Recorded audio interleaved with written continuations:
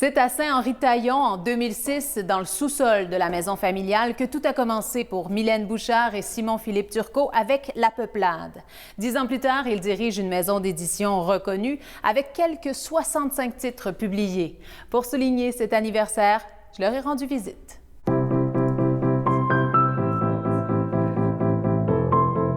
Simon-Philippe, Mylène, bonne fête, d'abord. Merci. Comment avez-vous été accueillis il y a 10 ans dans le milieu littéraire?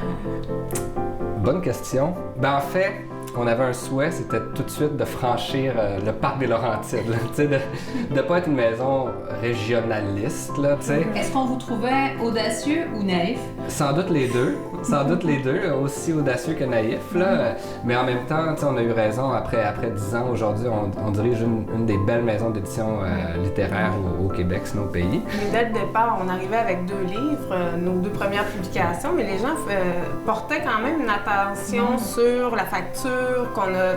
Dès le départ, il y avait quelque chose qui était là, même si c'était loin d'être parfait. Ça a été quoi le principal défi?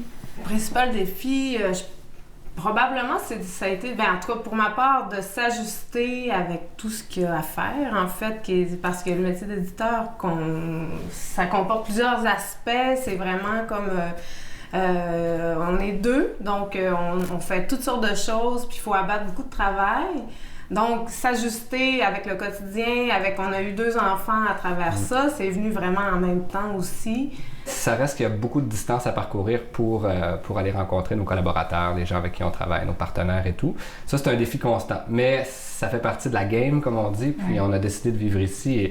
Et à l'opposé, on en retire plus de bénéfices, beaucoup plus que le côté un peu tannant de faire la route. Là. Ouais. Est-ce qu'il y a eu un livre marquant qui a fait la différence dans votre parcours?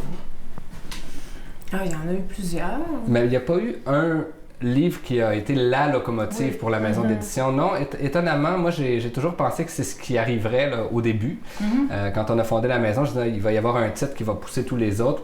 C'est pas vraiment comme ça que ça s'est passé dans notre cas. C'est une lente évolution, une évolution tranquille, mais la maison a toujours continué à progresser. Donc, il n'y a jamais eu une année moins forte que la précédente. On a toujours continué à augmenter le débit de production, le chiffre d'affaires, tout ça. Donc, on vend de plus en plus de livres chaque année. Et il y a eu des livres marquants pour toutes sortes de raisons, mais il n'y a pas eu un espèce de gros succès qui a attiré les autres, qui a aspiré les autres. Et vos auteurs, ils sont fidèles? Il y a cet esprit de famille. Oui, vraiment. Vous prenez soin d'eux. On dit qu'on est des frères et sœurs. Là. C'est vraiment, c'est vraiment agréable.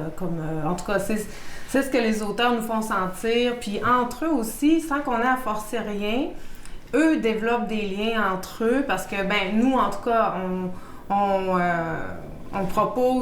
provoque un peu les événements, on fait en sorte qu'ils puissent se rencontrer aussi. Puis l'objectif, tu sais, aussi, on oublie des fois le rôle de l'éditeur, parce que là, comme disait Mylène un petit peu plus tôt, le rôle de l'éditeur, c'est multiple. C'est de s'adresser à des lecteurs, c'est de travailler avec des auteurs de la manière la plus saine possible et agréable, mais c'est aussi de créer des carrières pour nos auteurs, qui puissent éventuellement, ceux qui souhaitent en vivre, bon, c'est pas évident, on le sait, là, le milieu du livre et tout, de la littérature particulièrement, mais c'est de les accompagner, puis d'essayer de créer des carrières, des grandes carrières d'écrivains.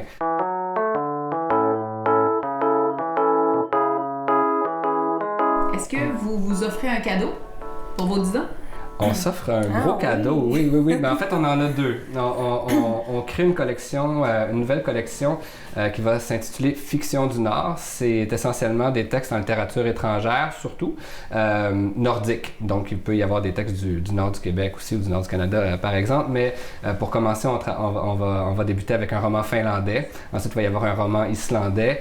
On est très fiers de ça. C'est des pays... On relieu qu'un titre groenlandais. Aussi. Donc, tu sais, on est vraiment dans cette... dans cette zone-là du monde. Est-ce que Nirlit a été la bougie d'allumage? À quelque part, je pense que oui. Ouais, il y a eu quelque chose avec Nirlit, mais notre maison d'édition, elle pourrait se caractériser autour de 2... En fait, ça pourrait se résumer à 2 thèmes essentiels. C'est le territoire puis l'identité. Et le deuxième cadeau qu'on s'offre, c'est une grande soirée pour nos 10 ans. Une fin de semaine anniversaire, mais pas seulement pour faire la fête, aussi pour réfléchir aux enjeux du milieu du livre, aussi voir se projeter dans les 10 prochaines années.